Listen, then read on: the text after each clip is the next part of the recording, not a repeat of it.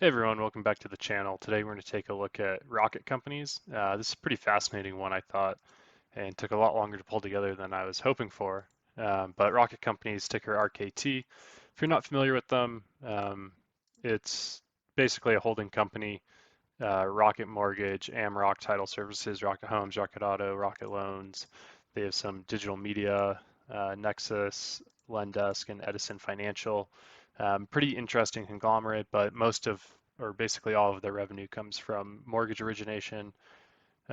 Something to note here, Dan Gilbert controls this company. I think 5% of the stock is Class A shares, if I remember correctly, and then the rest is Class D. Dan Gilbert owns basically 100% of the Class D, controls 80% of the voting power of the common stock. So you're really buying Dan Gilbert's ability to run this company. But it's a fascinating company to say the least. So just high level, here's the income statement they have. So, I mean, you can see revenue's grown from 4.9 billion to 15 billion, but up until 2020, I mean, revenue was actually basically flat.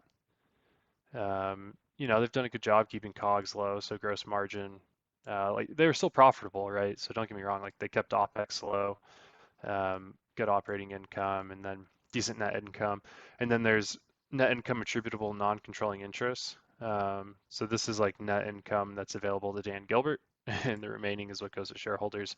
But the company does trade as if all the shares, right, like the market cap, 45 billion. This reflects the total ownership, including those Class D shares, even though only 5% of this market cap is actually traded in the market. Um, but so they break out revenue for us between 5 categories, and I've taken it upon myself to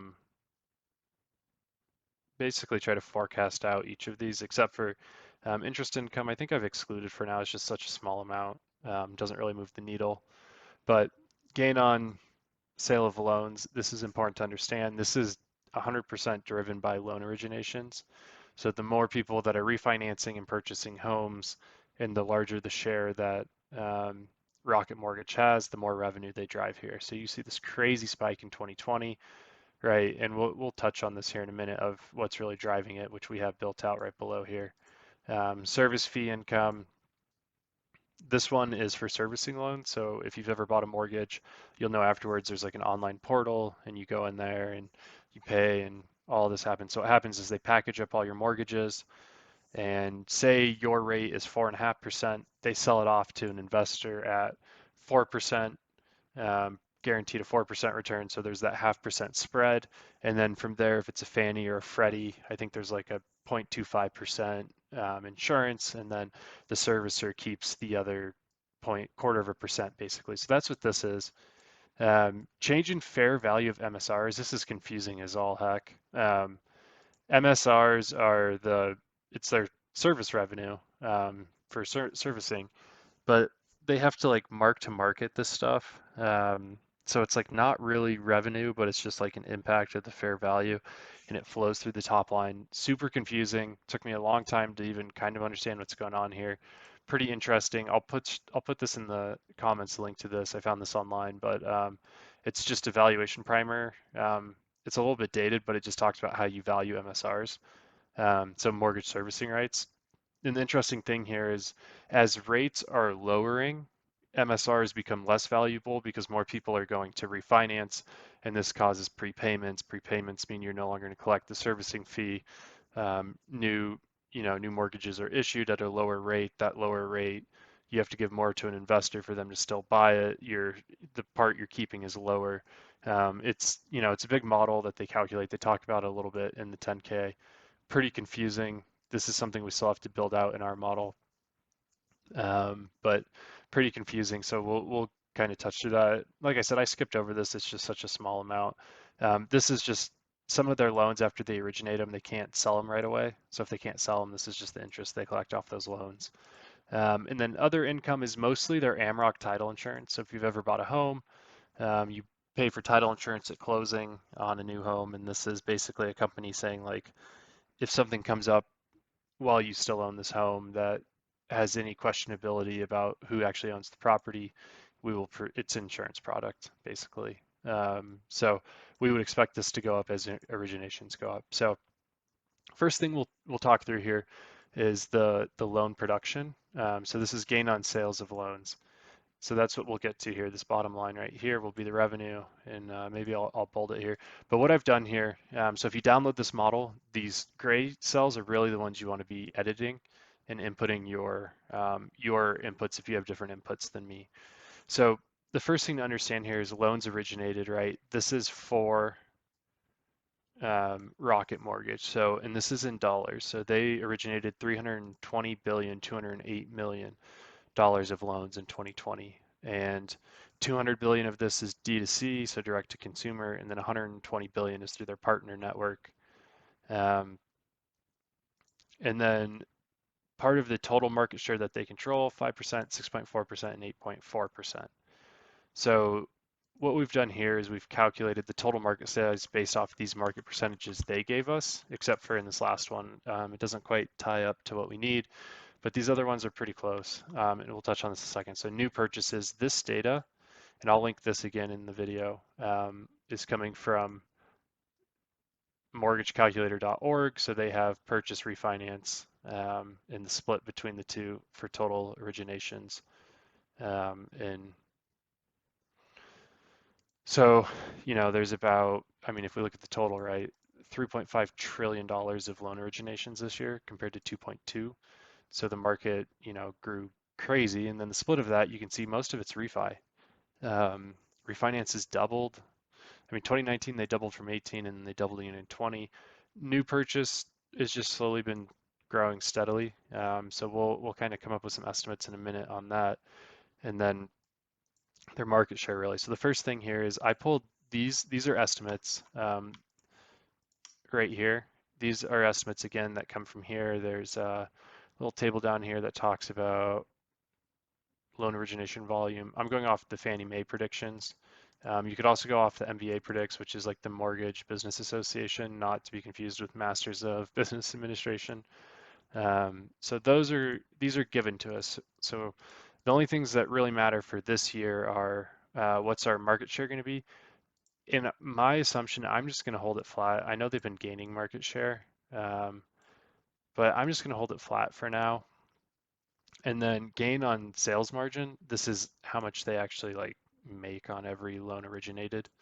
Um, the percentage that like the margin they're keeping, right? So if they originate $320 billion of loans, 4.5% of that goes to them. So that is 14.3 billion. They report a total of 15.7. So there's this other line item. I'm not entirely sure what this is, but it trends about 5.5 to 6% of this. So anyways, so the first thing, gain on sales margin, I've averaged this for these 3 years and held that constant for now.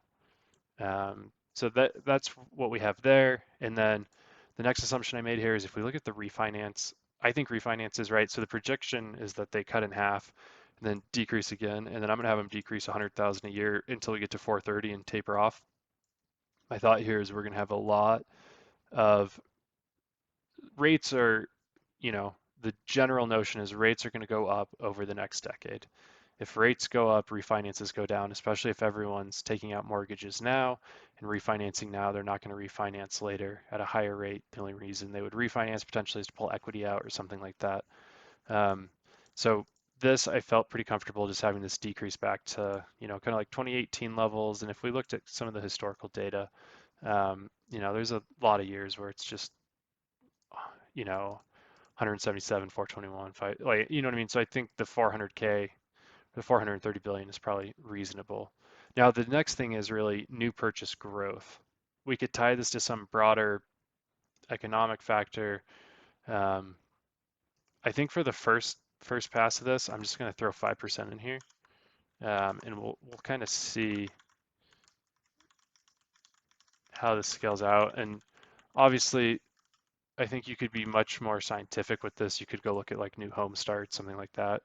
But I've spent quite a bit of time on this model already. And before I make it even more confusing, I'll just plug this to here and feel free to go back and adjust this however you want. But anyways, feel free to download this and look through all the formulas, but we're going from 15 billion in revenue in 2020 to about 9.4 billion in 2030. And I think that this is a pretty reasonable estimate, right? We have refinances going down, new homes just kind of slowly, steadily growing, which is probably reasonable. And then we have their market share staying flat. The next one is the service portfolio. So this is, once again, a pretty complicated calculation to get to their service revenue. We're going to take total serviced UPV. So this is how many, the dollar value, unpaid balance is what UPV stands for, of the loans they're servicing. So 409 billion. How many loans is that? They're servicing 2 million loans with an average loan size of 199,000. If you read their 10K, it's going to say it's like 280,000. The difference is, I believe when they're calculating this, they're backing out. So of this, there's like some delinquent loans and there's some loans in forbearance. So they back out that and the average loan size and this number. So you get a slightly different number here, but I mean, for what we're doing, I think this is good enough. Retained service fee, this is like what percentage. So that spread I was talking about, so they're retaining 0.3%. So if the loan has a 4% interest rate, right, 0.3% of that they keep if they're the servicer. And then net client retention is how many people are staying with their platform every year. So basically it's like refinances, things of that nature, or if they refi with a different lender, really is what it is. So you can see that's actually been going down.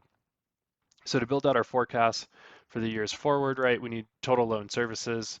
And you know, part of this, I was trying to think of a way you could back into this and say like, look, here's how many new loan originations we have growing. Maybe we'll just do it like that, right? So we have new purchase growth at 4.6.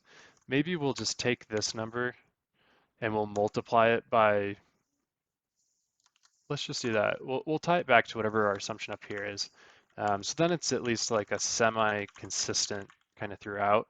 And we'll see if that makes any sense. So yeah, we're having them go from 2 million to 3 million. So I mean, nothing crazy, just slow growth there. And then average loan size, right? This has been increasing. And I think like, what's the notion that house prices grow like 5% a year? So maybe we'll just do this times 1.05. Let's see, does that give us, yeah, I mean, that's like probably fair. Slightly higher than inflation, right? So that's kind of the idea there. So we get that. And from here, MSR service fee retained. I don't think there's really any rhyme or reason how this is. It just kind of hovers around 0.3, honestly. So maybe I'll just leave it at 0.3%. And then retention rate, I'm just going to leave at 91%. And we'll kind of see what happens here is we go from 1.1 billion to 2.9 billion. And we're not including, there's like, obviously these numbers don't tie perfectly to what they're reporting. So there's this adjustment line I calculated. I guess by not including that, in a sense, you could just kind of assume that difference could be the net interest income or something, right? I mean, they kind of net each other out, right? 58, 84. But anyways, so we have this business basically tripling in the next 10 years, which I mean, I think if the economy stays healthy, that's completely realistic just based off new homes. And then last thing we need to do is change, oops, I should say fair value of MSRs. This is a tough one. I don't want to say I fully understand this. If rates go up, the fair value of these things go up. Just simply put. So I think I'm just gonna honestly tie this to 2018. Oops. I'm just gonna tie this to 2018 for now. And this would be the big piece I would say in my model that's definitely weakest. If you understand this and can refine this, I think you can take a lot of our other assumptions and kind of tweak them slightly and get a pretty damn good valuation here. But I'm going to go back to just 2018 numbers for this.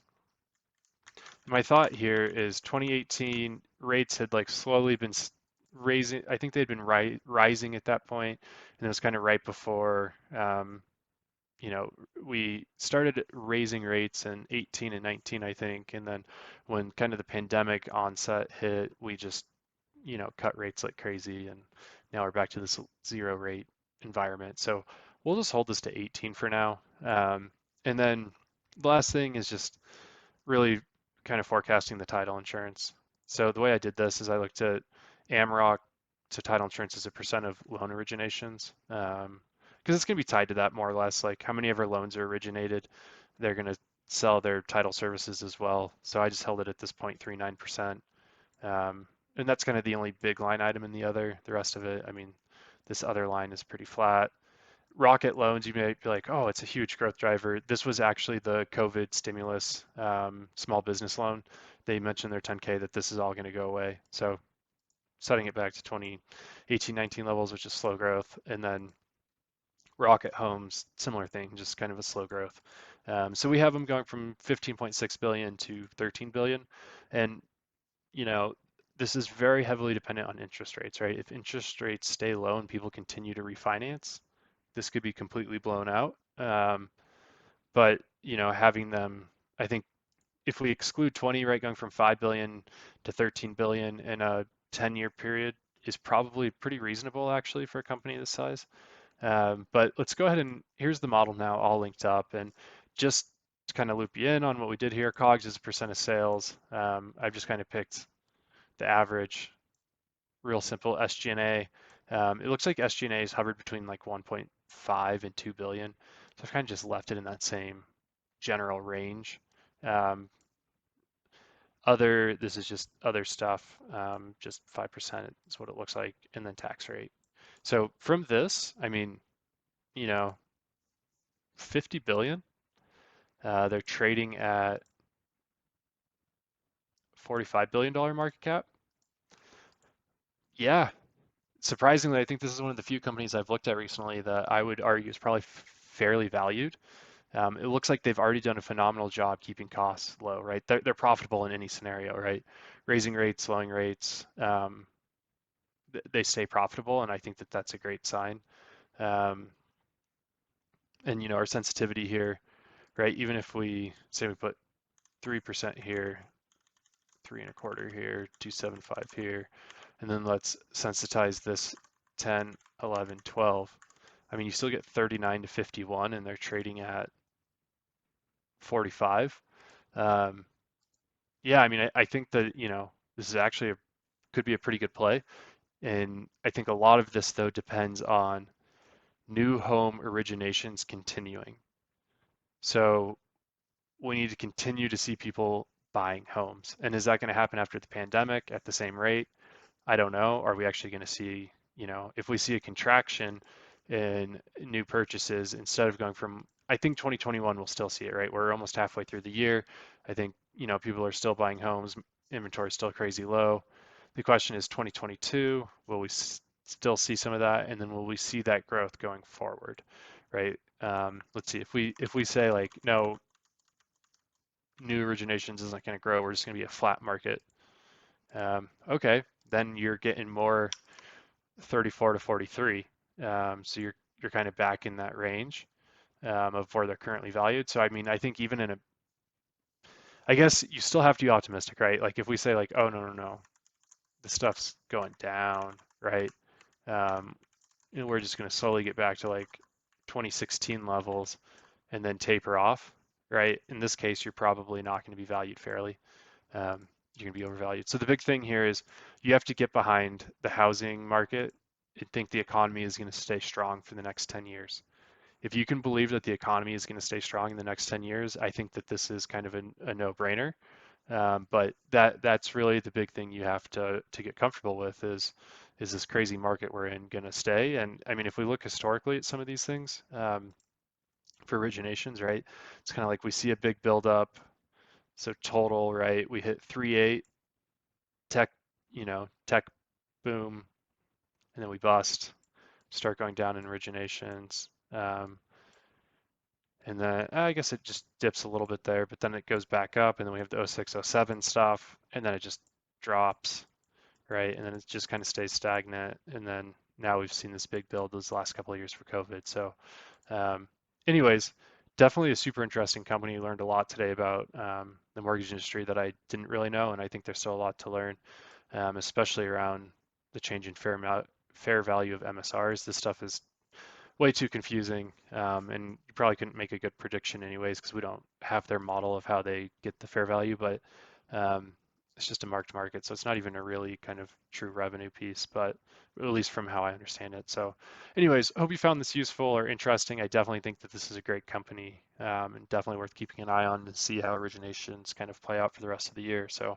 let me know if you have any questions or comments, and leave them below. Appreciate it.